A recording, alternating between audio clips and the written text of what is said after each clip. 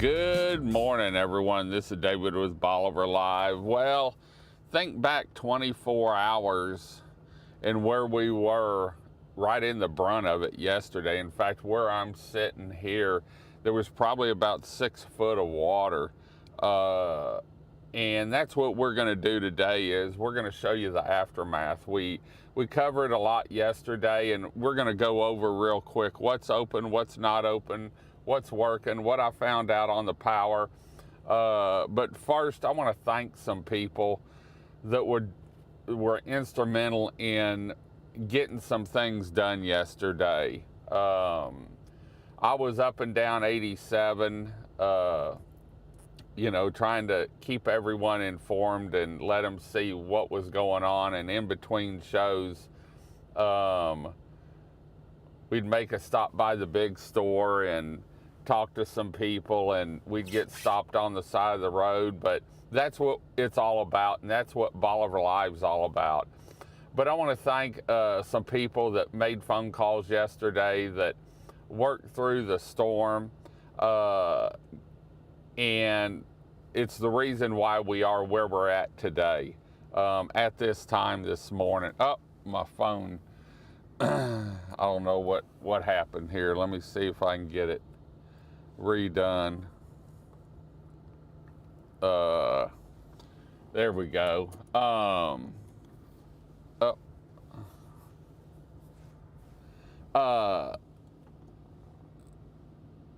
Some people that worked through yesterday that we were on the phone with all day, on and off all day. Keith Zahar, making phone calls, getting the Galveston Regional Chamber of Commerce involved. Brad Veratis, making phone calls, helping us, get information, and he was staying in contact. And he has a restaurant down here, Stingery, that he was worried about. I made a phone call to Terry Wilson, and she said, David, I'll do what I can, but I've got a hole in the roof of my house right now. We've had a tornado over here in Jamaica Beach and on the west end, and there's some houses without roofs, but I'll make phone calls. And she called me back within 10 minutes with the information we were looking for. Brandon Creighton, Keith talked to him in his office on and off throughout the day yesterday. Mays Middleton, which from my understanding is out of the country maybe somewhere, but was instrumental in getting the ball rolling.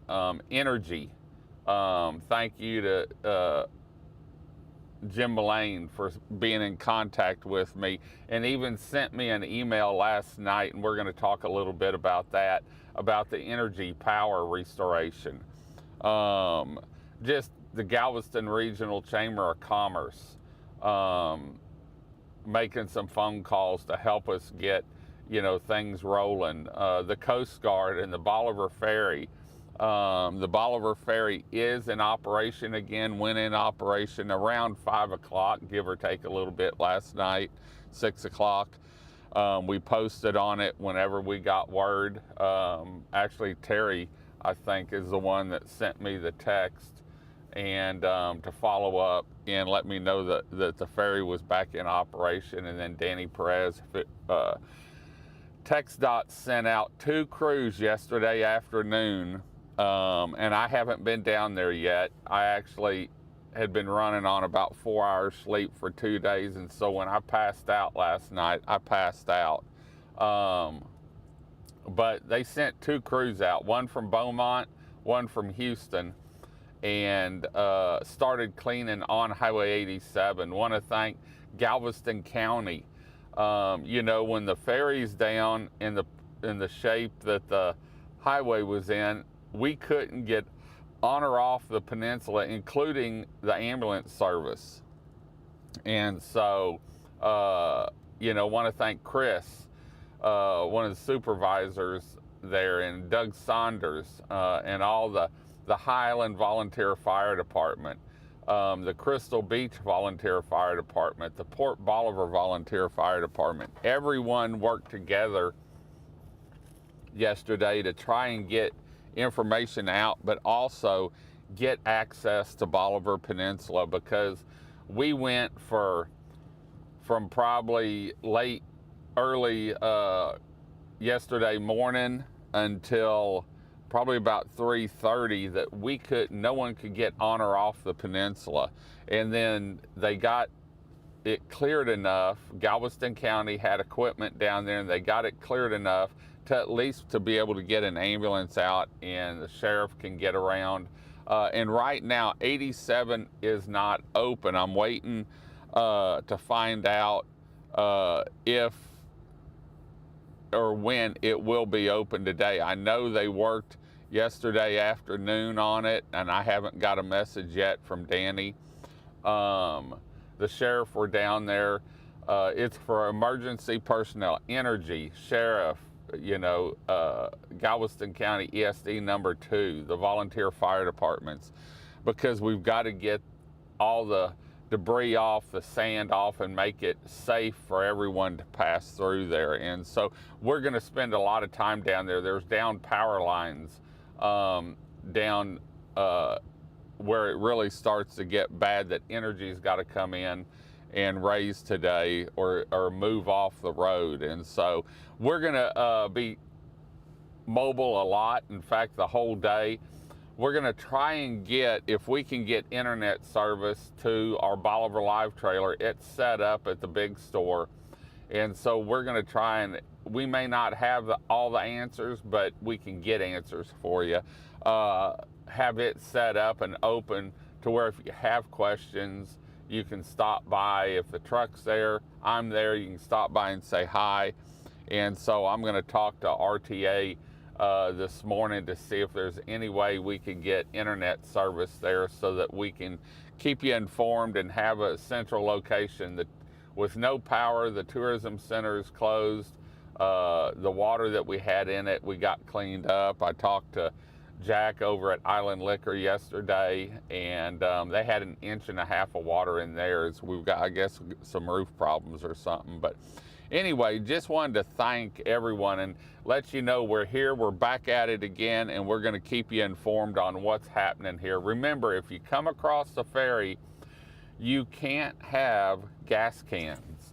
And so the big store is open. And I want to thank Keith and all the crew up at the big store. They were open at 7 o'clock yesterday morning, right in the middle of all the wind and rain. In fact, just so you'll know, our weather station that we have on top of the fire station clocked a wind gust at 6:26 a.m. of 74 miles an hour. And so if your insurance, if you have some roof damage or something, that's what we clocked at 6:26 yesterday morning, was a wind gust. The highest one was 74 miles an hour. And so I let everyone know yesterday, a few people, so that they would know, but that's what we clocked at the Crystal Beach Volunteer Fire Department in the ESD building there, the Galveston County building. We have a weather station, and it is on our website under the weather. Just look up top, and there's a little weather, the word weather, and you can go there. We need to start updating that again. So anyway, just wanted to say hi to everyone this morning, let you know we're back, we're up, and we're going to keep feeding you information on what's happening down here and as things get fixed. I did talk to Energy. Jim Mullane sent me an email yesterday evening to keep me updated. I want to thank Jim and Energy for everything they're doing down here, helping get the road clean. Galveston County, in fact, as soon as the road was passable, I saw Energy trucks down here for the assessment, and they have to go through the process. And Jim said, David, I hate to say it, but there's no quick fix. We can't get power to anyone tonight. And I said, Jim, you're here. You've got, people here. You're assessing it. We didn't figure we'd have power tonight. So I want to thank them and everything they do down here. And so I'm sitting down here by the washout. Yes, we lost dunes. Yes, we got sand under the houses. Yes, a lot of things flooded. A lot of wind damage down here. I don't know how many telephone poles snapped or are going to have to be replaced. I made a comment and just said, send us 3 trucks to start with of telephone poles. And so, you know, the rebuild process starts now. A lot of us have been through it with Ike. This isn't anywhere near Ike, but for those of you that are new down here, we're going to be doing some shows on hurricanes because we've got a lot of new homeowners down here, a lot of new investors down here, and you need to know the process and what happens down here. And I would be safe to say we probably had a 6-foot storm surge yesterday, and so you sort of can see what happens when we get that storm surge with the rain. I haven't checked rain amounts yet, but I know at my house I had about 7 or 7 inches in the rain gauge, maybe 8. Chris said it was hard to read. And so we got the rain, we got the wind. We had some 55, 60 mile an hour sustained winds when we were reporting out. In fact, Cody sent me a text while I was down by his house. Hey, you just had a 70.6, 71.6 mile an hour wind gust. And I said, yeah, I think my butt got a little tight on that one. So anyway, we're here. We're going to keep you updated. We'll be back a little bit later this morning. We are not doing the hunt for Bolivar strictly because of the conditions of Bolivar Peninsula. And so I want to let everyone know that we are not doing, we're pushing back a week. And so the hunt for Bolivar will start again next Tuesday. Let's get everyone going again, get the streets cleaned up, and get back to some normalcy, and then we'll start back with the hunt for Bolivar. So just wanted to let everyone know. But please, shop local, shop these sponsors, the big store, Crystal Beach Decor and More, Bolivar Trash Company, Latitude 29 Surf Shop, Bolivar Live TV, West Canal Beach Buggies, Seaside Lumber, Swedes Real Estate, Priest Insurance Agency, Norma Smalley Realtor, and Island Liquor. We will start back the hunt for Bolivar a week from today, next Tuesday, so that everyone can get back in the swing of things and we can start putting the clues up. I can't even run the clues off to put in the windows right now because the internet's down, power's down, and so we're sort of at a standstill right now. But anyway, we'll be back a little bit later on from somewhere here on Bolivar Peninsula talking or showing aftermath in the rebuild of our 27 miles of paradise. Until next time, I'm David with Bolivar Live. Y'all have a great day, great week. Come see us. God bless, and bye-bye.